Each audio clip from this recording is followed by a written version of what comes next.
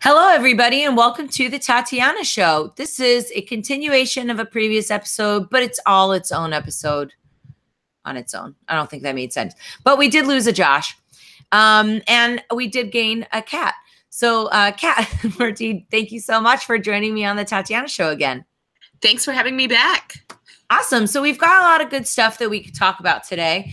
I know that you've been working on a number of different kinds of projects, and you've got, of course, the Students for Sensible Drug Policy event coming up.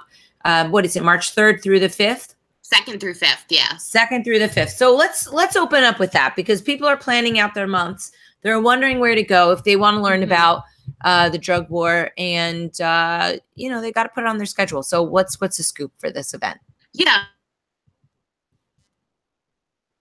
Oh, you just cut out. Look at that. Isn't Google Hangouts lovely? 20th year, actually, in our 20th year empowering student activists to end the war on drugs. And we're about to have our big international conference in Baltimore, Maryland in less than 2 weeks. I can't believe it's coming up so soon. I'm super excited.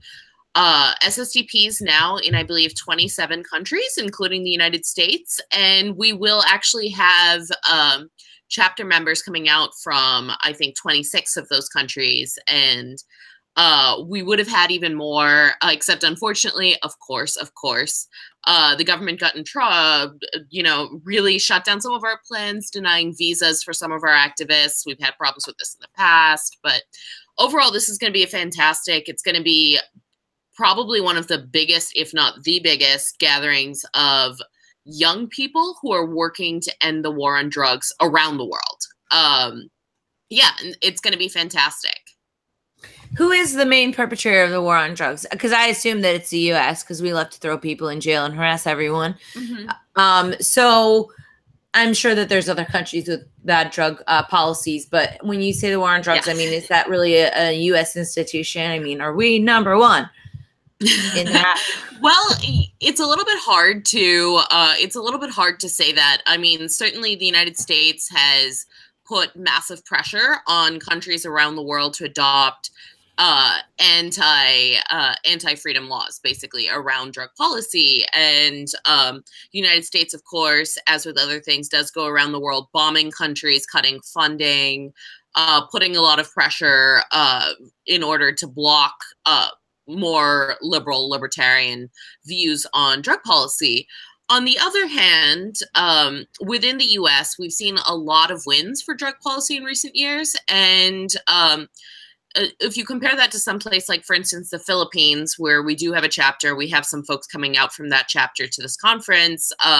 They have Rodrigo Duterte, who's their president, and who ran on a platform that he would kill at least 10,000 drug users within his first year. And he's killed thousands of people. These are extrajudicial killings. How is this possible? Why isn't the international community saying, hold your horses? Why don't you hear more about this?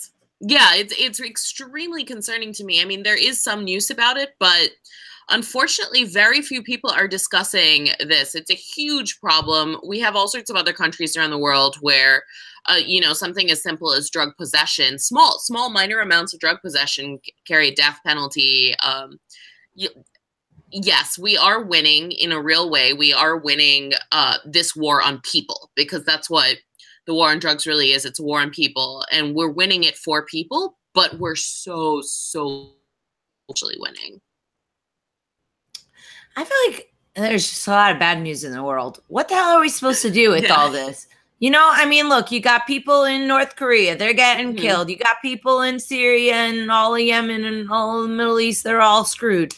You've got, and now on top of that, you've got this worldwide issue. What's some of the progress that you've seen in the past few years? And what do you see that trajectory looking like, other than long and torturous? Absolutely. I think that the trajectory actually around the world is a positive one. We're all coming from different places, obviously, but I mean, if you just look at the United States, yeah, you get drug warriors like Jeff Sessions, who are in power, saying that there's no such thing as a good drug user, who said that his one problem with the KKK was that he found out some of them smoked marijuana. That seems like something to get really upset about. I'm glad that he focused on that. That's the objectionable part of the KKK, right? Yeah, so of course we have problems with that, but then you also have to look at what he's reacting to. He's reacting to the fact that states are using federalism to respect the will of the people. You know, close to 70% of Americans want to see legal marijuana in this country, and the vast majority of states now have either medical or recreational in some form, and that momentum's gonna continue. And I think that we're also starting to see a lot more interest in liberalizing other areas of drug policy, whether it's drug research, a lot of interest on research into some of the stuff that psychedelics like MDMA or psychedelic mushroom psilocybin could do for people's health, where that is research that has been blocked by the government for a very long time. And so we're starting to see some movement there. We're seeing a lot of great harm reduction measures coming up. And of course, there are countries like Portugal, Canada, Ireland. SSDP Ireland has led some really incredible measures around harm reduction happening there. We're not seeing that as much in the United States, where unfortunately there's still this sort of stigma and this feeling that drug users should be punished for their use with death, right? You have people like Governor LePage of Maine, who is, of course, in one of the states that's really being targeted by the so-called opioid crisis. And I'd like to touch on what that actually is in a second here. But his response to it is to block measures that have been shown to prevent opioid deaths, because he thinks that it would discourage people enough from using drugs if they're not just dying. And so, yeah, you definitely have that kind of mentality to fight against. And at the same time, you know, I mentioned the opioid crisis beforehand, and the opioid crisis is a rather funny sort of, I mean, not really funny, I don't want to use that word, but it's a rather strange sort of media phenomenon more than anything else. For one thing, opioid deaths are actually down now in this decade compared to many previous decades. What has shifted a lot is who is dying as a result of opioid overdoses. And basically, it's moving more to like white suburban neighborhoods. And that's kind of where this crisis rhetoric came from, even though overall deaths were down. But then that resulted in this mass panic and all of these things like prescription pill restrictions. So doctors are being pressured not to prescribe pain medication to their patients who need it. Those kinds of things. And that has directly correlated with then an actual rise in deaths, as folks who are in pain are not able to get medication and start looking to the black market for ways around that. And we've seen a lot of tampered drugs coming into the market as the other so-called fix that our government has tried to push for the opioid crisis has been restricting supply. And of course, this hasn't actually done anything to restrict demand. So what you're seeing is more and more people taking drugs that aren't safe, that aren't what they think they are, and then they die. And you know, we're blocking access to things like Narcan. We're blocking access to things like needle exchange. We're creating situations where people can't go and ask for help because they're facing either going to prison, having their children taken away, that kind of thing. We're creating this problem. So, yeah, absolutely. I mean, I think that there's a lot of wins. There's a lot of things to be excited for. And there's a lot of deeply concerning issues that are just really pushing this drug war rhetoric. But like, to me, it seems pretty logical to say, okay, well, you've got all these people on an opioid crisis. You got to stop prescribing the opioids, right? I mean, that seems like, well, maybe stop giving them the drugs. But what would be the solution, right? I mean, if people are saying, I want these drugs, I need them, and some people have legitimate pain, some people are addicts, like, how do you mitigate that? Absolutely. I think that the number one thing you need to do is trust doctors. I think that a lot of the problems have come from this idea that doctors don't know what they're doing and politicians have a better understanding of how to manage pain and how to prescribe medicine. And that's never worked in our history. It's always caused problems. Doctors have a better idea of that individual patient that they work with. Mm-hmm. So a lot of times we're seeing situations where someone actually does legitimately have chronic pain issues. And when you cut down their access, they're no longer in pain. They're in a massive amount of pain and they don't have a safe way to get access to the medicine that they need. So they start turning to the black market. So that's kind of a big problem here. And it also, doctors are very concerned that they're going to be targeted. They're going to be seen as a pill mill doctor. They're going to be rated. And so they're actually being much more careful about prescribing. So they're sort of under-prescribing at this point. Dr. Jeffrey Singer, who's with the Cato Institute, writes about this a lot. It's very interesting. But then the other problem here is that, yes, of course you have people who are addicts, people who well, I don't want to say they are addicts. It's not who they are as a person, but they have drug abuse problems related to opioids or other such drugs. And you have the same issue. Prohibition doesn't actually work. We've had prohibitionist policies in this country for over 100 years now, starting with the Harrison Tax Act of 1914. And, you know, at no point has drug use gone down. If anything, it's gone up, and the problems surrounding drug use have gone up. The few things that we have seen that have led to fewer problems associated with drug use have to do with liberalizing drug access. Portugal was facing a crisis in the 1990s where they were seeing more and more drug overdose deaths, more and more drug abuse problems, that kind of thing. And they took a very radical position at that time where they essentially not quite legalized, but decriminalized all drugs and created a drug court system, which is actually not the same as the drug court system that you're seeing here in the US. It's a voluntary drug court system where people who got caught with drugs repeatedly would come in and be asked, hi, do you have a problem? Do you want to discuss this? So it's not an issue where they're being sent to treatment because otherwise they're going to prison, which is why you see, for instance, a lot of people going to treatment through drug courts for things like they smoked marijuana once in the US. This is very different. And they immediately saw not just a decrease in overdose deaths, a decrease in other health concerns related to problematic drug use, but they also saw a decrease in drug use and the age of first drug use going up and all of these kinds of things. And so the science is out there. Portugal's not the only country where we've seen this. We've seen this in the Netherlands. We've seen other examples of this on a more local basis where it's pretty clear that you don't have to support drug use. You can be opposed to drug use. You can think that drug use is a bad idea and still understand that the war on drugs makes all the problems associated with drug use so much worse. Yeah, I mean, amen. Yeah. That was a whole lot of really, really useful information. I don't know why more people aren't behind this. So many millions of people are locked up in the US.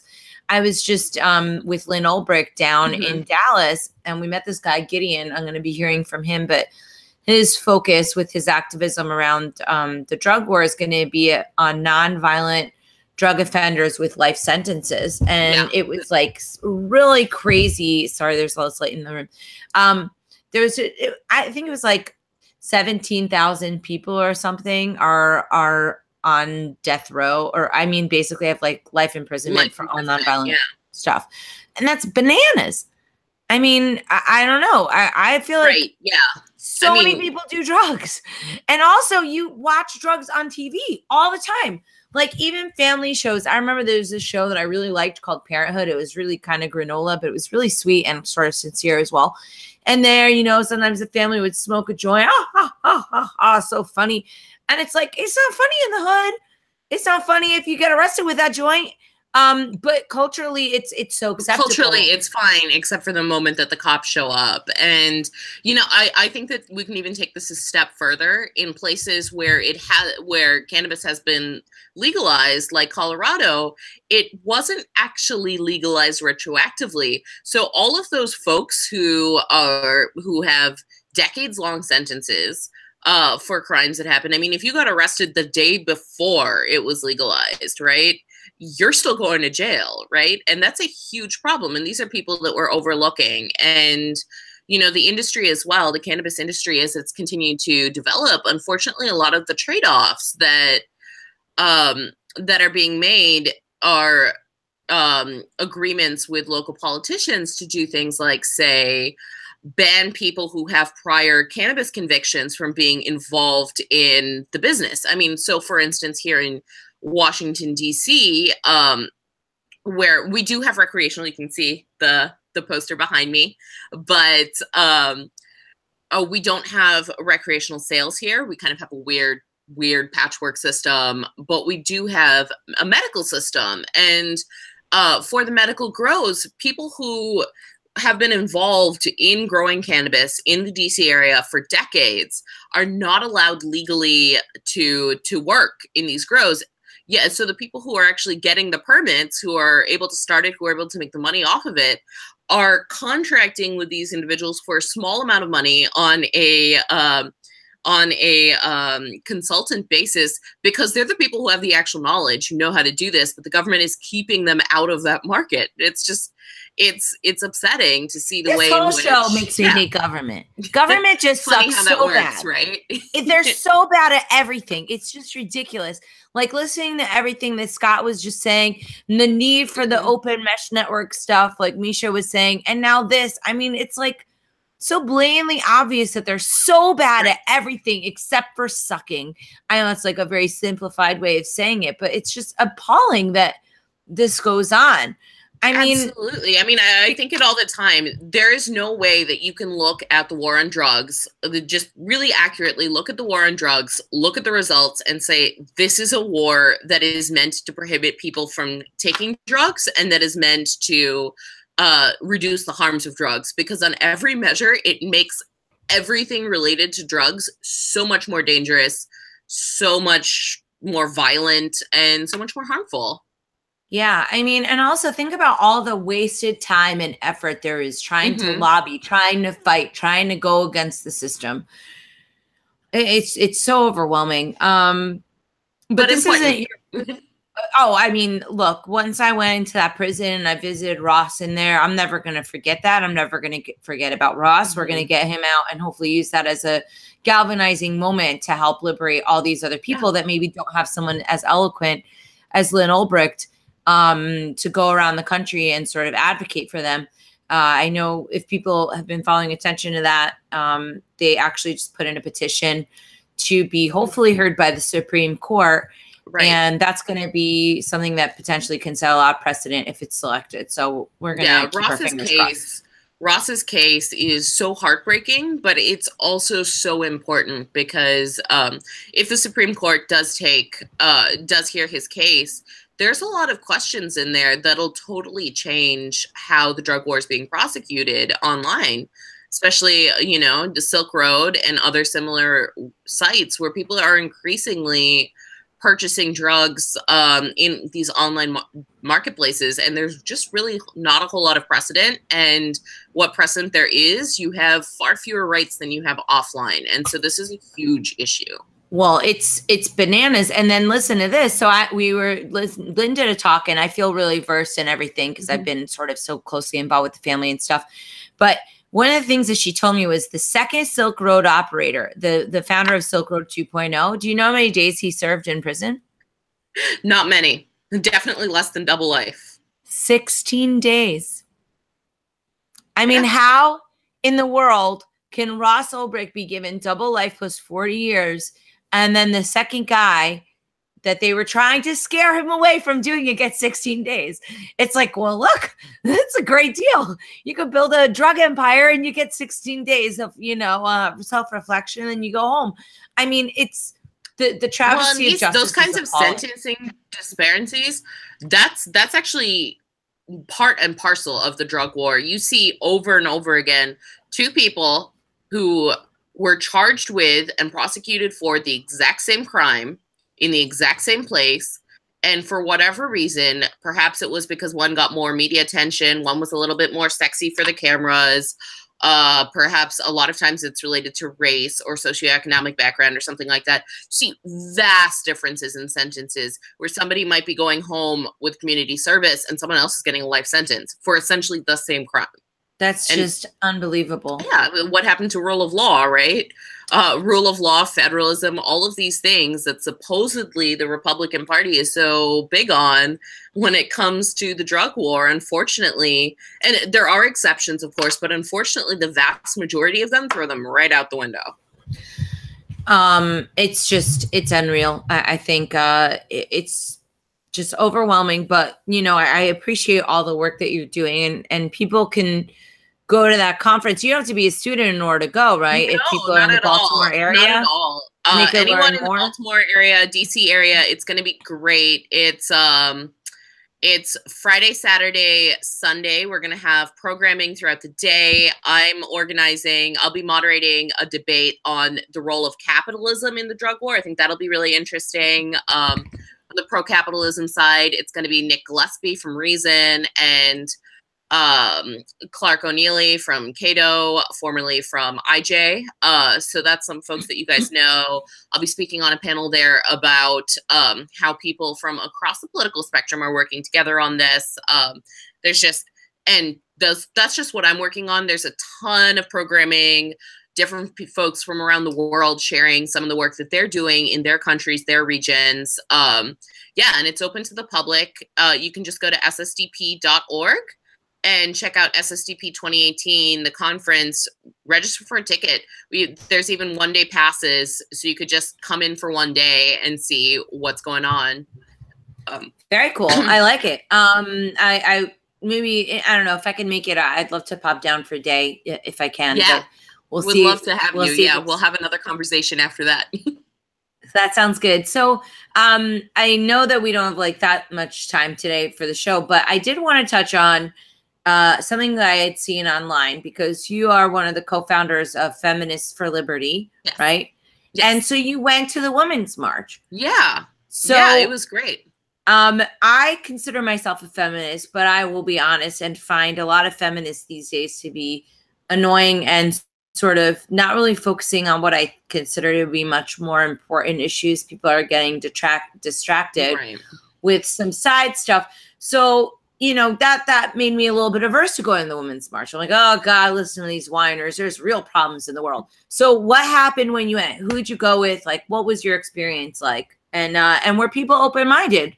Yeah. To a little bit more of a libertarian type feminist? I wasn't sure entirely what to expect. I wasn't able to go last year because I was out of the country at the time. But this year I ended up going with Feminists for Liberty, which I'm co-founder of, and the ladies of Liberty Alliance, which I'm very involved in. I'm the comms director for that organization. We sort of joined forces together. Nice. Yeah. And so we had a bunch of folks come out, probably from our two groups, maybe about 20 people of, all genders came out, brought some signs. It was great. We had stuff like libertarianism is consent culture and, F4L's slogan, anti-sexism, anti-statism, pro-markets, pro-choice. We had some slogans from the suffragette era. We were, I dressed, and several of the other ladies in our group dressed like suffragettes, but wore libertarian sashes instead of the suffragette sash. Yeah. And yeah, it turned out really well. We had all sorts of folks coming up to us. A lot of times we did get folks who were like, hey, we saw your libertarian signs and we thought that you were coming out to hassle us, because a lot of the libertarians we talk to on our campuses or where we live or whatever like that have these very traditional gender role ideas and build themselves as anti-feminists. And so it's really interesting they're coming from this. And so and a ton of people that we got a chance to talk to about how the state has always been the biggest perpetrator of gender inequality, gender violence in history, both in America and around the world, and how it continues, how the state is continuing to promote sexism. And I think that there's a really good reception. A lot of people really interested in the ideas. We did manage to get some media out of that as well, which is nice. It's always good to bring that libertarian feminist message out there to the media. I think that a lot of times when people hear about libertarianism in the media, they kind of hear it as this like old white man's view, or right, it's only for old rich white men and no one else ever. Definitely not someone like me, right? Or alternately, when they hear about feminism, it's oftentimes equated with like, you vote Democrat and you're a democratic socialist. It's like, okay, well, I'm neither. So I still believe that people of all genders, all sexes are equal and should be treated equally under the law and otherwise. So yeah, so it's nice to kind of challenge those views in a sort of friendly environment where, you know, I didn't know how friendly it was going to be, but certainly a lot of people out there, they just want to talk, they want to learn, they want to listen. And that's what we were there for as well. So that was really cool. Wow. All right. Awesome. So there's so much there. What do you think about the identity politics? Like, I think a lot of people really like to see themselves as victims. That kind of gives them like that rallying power. But even though I think that there's times where as women, we do get the short end of the stick, we're victimized, blah, blah. I think what I like about like a little bit more of a libertarian leaning feminism is the ability to sort of kind of take control and sort of actively own your stuff, right? And yes. And also to stop being a victim and say, okay, well, maybe this thing sucked, but let's keep moving. What do you think? Were people kind of receptive? Were they able to sort of give up that mantle of I've been the victim, or were they sort of open to that kind of a discussion?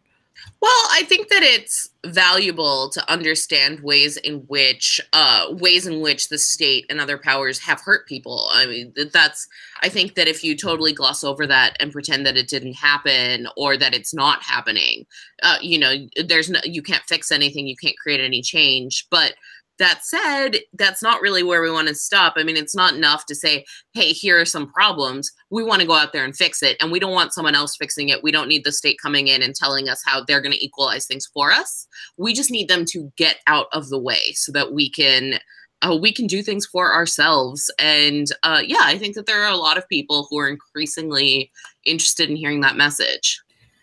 What about within our own community? So I find that it's very nice to say, oh, we're libertarians and we'll shun you if you're bad and blah, blah. But as any woman in the libertarian movement knows, there's a lot of pigs out there and there's a lot of pigs in power. And I mean, maybe that's not nice to call them that, but I mean, it's truth, right?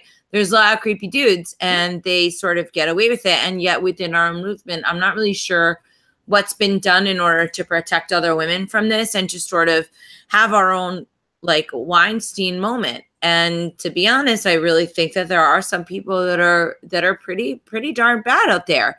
And then you've got other, you know, large conferences where they have a whole bunch of dudes speaking. Then they've got someone like, you know, Jeff Berwick, who's like a total scumbag, is groping chicks. He's for some reason respected, but then you see the lineup at a certain very, very large freedom-based conference, and there's, you know, 7 women and then like 700 dudes. Now, I don't think that we should be putting women on these panels because they're women and, you know, right. Oh, the vagina card. But I know a lot of really amazing women that are bringing something unique to the conversation and their voices are never included. So what's been your experience with trying to sort of push the ball forward within our own community? Absolutely. There's a lot to unpack from that statement. And I think it's also important. I want to start with the idea that fundamentally sexism does not belong to any one aspect of the political spectrum. It's across that spectrum. There's people with this problem across that spectrum. And I think that for the vast majority of human history, it's been something that if it wasn't outrightly rewarded, it was at the very least ignored, excused, etc. And I think that we're increasingly getting to that point. And I think that things like the Me Too movement, Weinstein, et cetera, are really pushing this forward. But yeah, absolutely. There's still a lot of problems. There's still creepers. There's still people who think that they can get away with a lot of different things because they've reached this notoriety and acclaim for other issues that they've worked on. And Yeah, I think that there's a few different things that we can talk about here. One is the fact that, like, yes, we are libertarians. We do believe in freedom of association, and we need to be active about that. When we see people who are causing problems, we need to be much more willing to call them out and stop inviting them. Stop making them the center of the conference. But that guy was nice to me. I mean, didn't you ever hear that before? Like, oh, I know. I mean, I heard he groped that girl, but like, he's always been nice to me. So, you know, I mean, that kind of thing really gets me burned up because it's like, oh, well, he's a rape, but hey, he didn't rape me, so it's totally fine. I mean, what kind of nonsense clearly is it's that? fine, and and that happens all the time. I mean, you have the same thing with Senator Franken, for instance. All of these folks saying, oh, well, it was a problem when we were talking about Republicans, but, Senator Franken's always been great to me, so I don't see why he's an issue, right? Oh, and so, we get the exact same problem. There's this feeling of, why is this person criticizing this person in my movement? Yeah, it might be a problem, but you're making our whole movement look bad, and therefore you're the enemy, not the person who's creating the problem.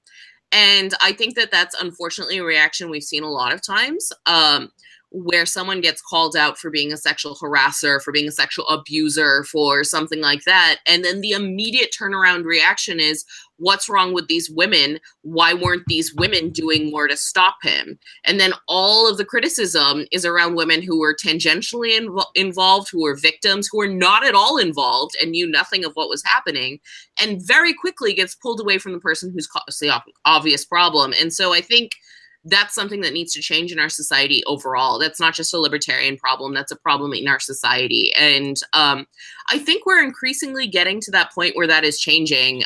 But there's so much more work to do. And a big part of that is just slowly realizing, hey, people like this, there are so many better people who are doing work in this area. We don't have to keep recognizing them and calling them out and making them the stars of our movement when we know that they have these problematic issues. And understanding that when we create situations where people like that are centered in our movement, we chase away other amazing, talented people who wouldn't have caused the same problems because they don't want to be associated with those people. And so we sort of create this like catch-22 problem. So it's a big reversal. It's a big stepping out of that. It's also, I think, a role for good guys, honestly, good guys in the movement. There's a lot of really great libertarian men out there. And I think that, women can't do it themselves. They need to step up and they need to say, hey, I heard that joke you made. It wasn't really funny. I'm just calling you out on that because we're friends. Like, don't say stuff like that. Or, hey, I heard you made that comment. And I think that as people in credit start doing that, you're going to see more and more really highly qualified women. There are a lot of qualified women in our movement. You see more and more, see amazing people, and you're going to see that sort of permeate throughout. But definitely a grassroots problem and one that we can fix. Excellent. Well, on that somewhat more optimistic note, I think we can give it a wrap. And one more time, Kat, thank you so much for joining us. I like all your insights. I think that the second question is a little bit longer, and I'd love to delve into it more. Maybe we'll get some other ladies and a couple men representing the community to discuss it. So one more time, give us a plug, and then we're going to wrap the show. Awesome. Well, thanks again. I'm Kat Murti. You can find me on Twitter or Facebook. It's just Kat Murti, Kat with a K. And you can also find SSDP at SSDP, that's Students for Sensible Drug Policy. Come to our conference on March 2nd here in Baltimore, and find Feminists for Liberty again on Twitter as @FeministLiberty or on Facebook. And you can always catch me on the second Friday of every month. I'm on the morning show with Mr. O on WBAI radio. My segment is We Should All Be Libertarian Feminists. Excellent. Thank you so much for joining us. And I hope to see you in a couple weeks. Thank you. Great talking to you. Take care. Bye, everybody. We'll see you next week. Ciao, ciao.